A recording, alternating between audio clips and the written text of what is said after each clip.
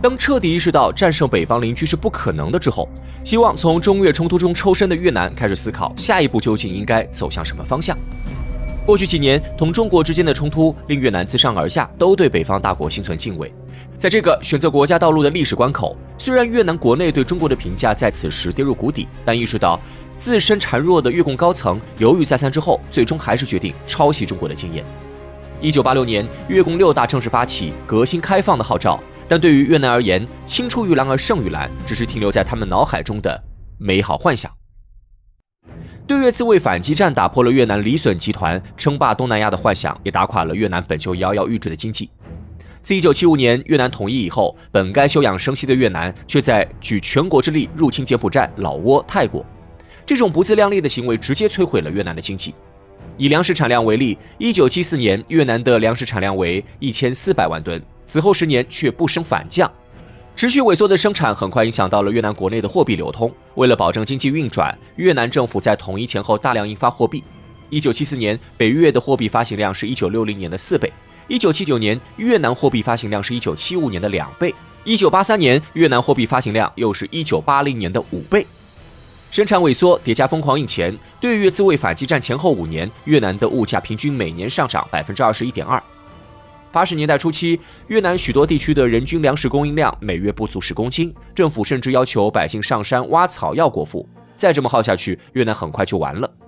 恰在此时，中国开始了轰轰烈烈的改革开放计划。此时的越南政府虽然同中国敌对，为走出困境，他们依然关心中国的改革能否成为一条可以参考的道路。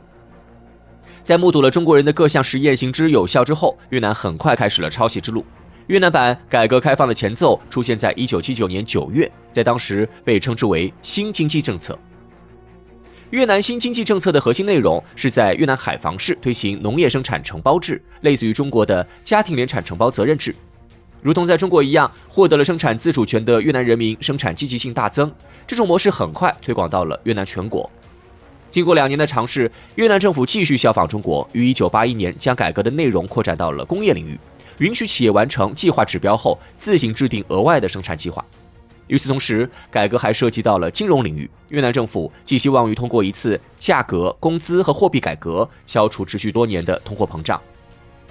虽然越南在金融领域的改革并未成功，但80年代初几大方向的政策模仿为越南带来了不少的回报。越南在这几年的年均经济增长达到了 7.3%， 工业产值的年均增长维持在 9.4%， 粮食产量在1985年达到了1820万吨。这一些数据验证了大规模改革的可行性，同时也验证了抄袭中国对于越南而言是一条可行的道路。而就在此时，同中国长期敌对的李隼在抑郁中一命呜呼。随着继任者的到来，对中国政策更大范围的模仿也即将在越南出现。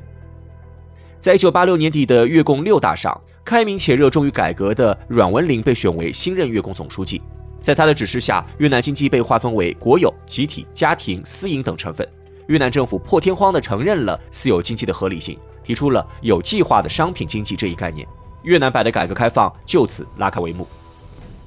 而越南在之后走的路，几乎每一步都有中国的影子。1991年，越共7大宣布废除官僚统包制，实行国家管理下的市场机制。1992年，发展多种成分的市场经济被写进越南宪法。2001年，越共9大确立社会主义方向的市场经济。越南照着中国的模板，一步一个台阶，逐渐把改革推向了高潮。而在中越关系缓和后，越南政府宣布自己已经摆脱了社会经济危机。在模仿中国进行革新开放的年代，越南 GDP 增长最快时接近 10%， 即使是在1999年亚洲金融危机时，也有 4.77%。这些成绩在当年一片哀嚎的东亚、东南亚可谓是一枝独秀。但越南的照猫画虎并不能为它带来全面成功，因为越南虽然照抄了中国的大多数策略，但却因为内部的派系妥协，犯下了2个严重的错误。2006年的越共10大上，越共中央首次提出，越共党员可以从事私人经济活动，并且将私人经济视为经济发展的动力。私人经济推动经济发展本没有错，可是跟前一句放在一起，代表着越共对党员从事私人经济的行为不仅允许，而且非常鼓励。这是一个危险的信号，官员搞私人经济，贪腐往往相伴而生。实际上，越南军队自90年代便开始经商，凭借军方这个背景，越南军官们开办了数百家垄断企业，年收入200多亿美元。而越南2022年的 GDP 也不过4088亿美元。过去的越南军官在深山老林里反法反美，现在的越南军官出则进口豪车，入则别墅会所，女军官背着 LV 包出席国际会议，他们没有察觉出任何不同。1995年的法国《费加罗报》是这样评价的：在拜金主义狂潮的影响下，越南军人又怎么能抗拒贪污腐败现象的引诱呢？经过2代人的战斗和艰苦生活以后，英雄们已经疲倦了。适度允许腐败与军队可以经商，是越南同中国改革过程中的最大不同。80、90年代，中国也曾有过军队下海经商的先例，不过1998年后，这股风气随着中央一声令下便戛然而止。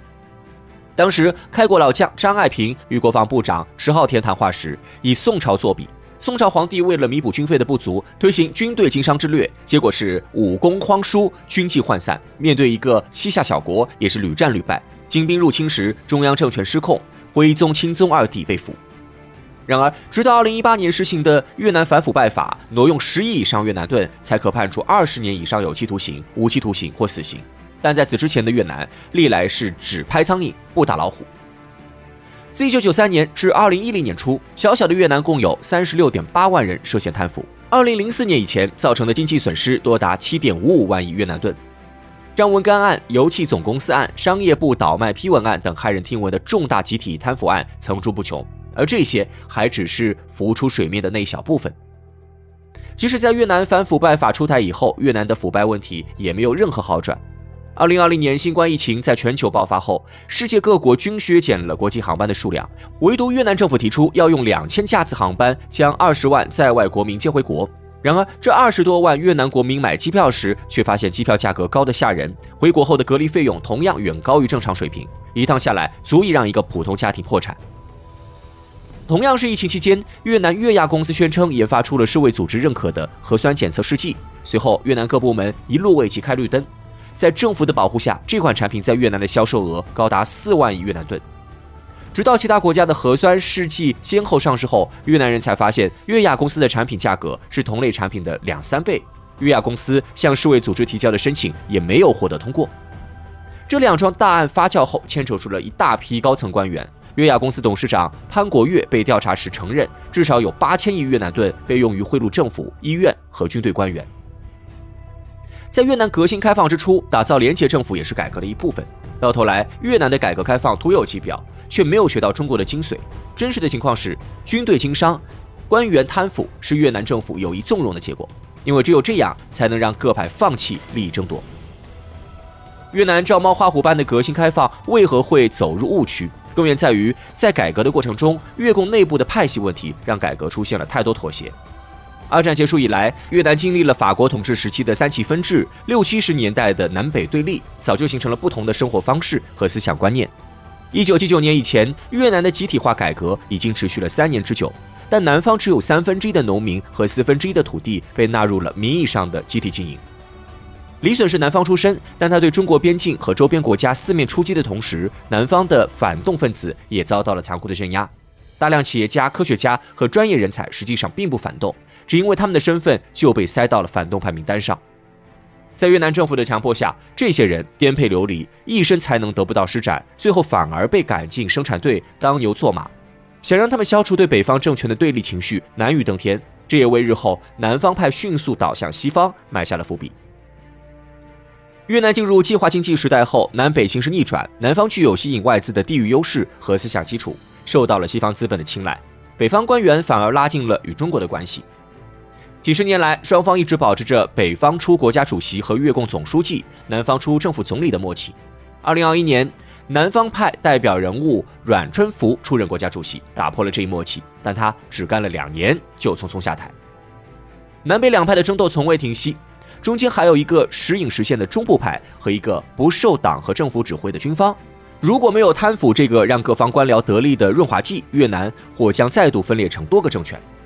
2021年的越共13大上，越共中央宣布越南将在2030年成为高收入发展中国家，2045年成为发达国家。而这一年，越南的人均 GDP 却只有3756美元，是中国的1/4。两国的改革开放起始时间相差不多，并且从数据上来讲，中越两国的起点也很接近。但经过近40年的改革，越南却被中国甩开了一大个身位。而如今，改革的妥协已经在越南内部养出了一批新的既得利益者。最近的首富判死刑事件，实际上只是为减缓派系斗争推出的一个替罪羊而已。近几年，越南在反腐这件事上动作频频。2018年，时任越南国家主席阮富仲提出反腐无禁区、无例外，无论是谁的原则。当年通过的新版反腐败法力度之大，内容之详细，为历年之最。这几年几乎每一年都要有几个因腐败下台的越南高官。2010年，时任越南总理阮敬勇因国企丑闻遭到国会质询，6年后他被国会勒令辞职。2023年，越南国家主席阮春福不明原因辞职，与他一起下野的还有2名副国级高官。再加上疫情期间被罢免的范平明、武德旦、朱玉英，表面上看上去越南的反腐如今真的不设上限。2022年10月，越南女首富张美兰因涉嫌行贿和金融诈骗被捕后，经查实，她在2012年至2022年靠贿赂官员和伪造文件，获取了近500万亿越南盾的非法收入。2024年4月11号，张美兰被判处死刑。但这些重拳出击背后，实际上是越南内部派系斗争程度的加剧。就在张美兰案尘埃落定的同时，越南国家主席武文赏也因违反党员行为禁令引咎辞职。在此之前，武文赏一直以反腐先锋的形象示人，而导致他下台的，则是2010年前后的福山集团贪腐案。一桩10多年前的案件，偏偏在这个时候被公开，堂堂国家主席因此下台，多个省长锒铛入狱。与其说反腐无上限，不如说越南统治阶级的内斗已经白热化。越南领导层实际上并非不清楚革新开放如今已被利益集团绑架，譬如在军队经商这个问题上，越南内部也有过激烈的争论。在越共10大1年以后，越南政府就提出了禁止军队经商的要求，但这时候的越南政府已经丧失了对军队的约束能力。为了获得军队的支持，甚至还有在2012年，时任越南国家主席张晋创反而表彰了100位军中经商优秀代表这种事件。2017年的越共10届4中全会已经深刻意识到问题严重的越南高层再次要求军队逐步停止经商，可越南军官们有恃无恐，这件事最后也只能不了了之。执政党和政府加起来都管不住自己国家的军队，越南表面繁荣的背后已经病入膏肓。在既得利益团体的操纵下，越南统治阶级的撕裂已经是无可争辩的事实，并且在国际博弈加剧之后，继续抄袭中国的政策也逐渐变得不可行。2018年6月，当越南建立经济特区的草案提出后，一些别有用心之人将经济特区与中国联系起来，在境外势力的支持下，大量越南民众走上街头，向政府示威，阻挠越南政府继续改革的过程。而在这种背景下，越南女首富锒铛入狱乃至被判处死刑，实际上也只是为安抚民意、弥合矛盾所做出的一些挣扎罢了。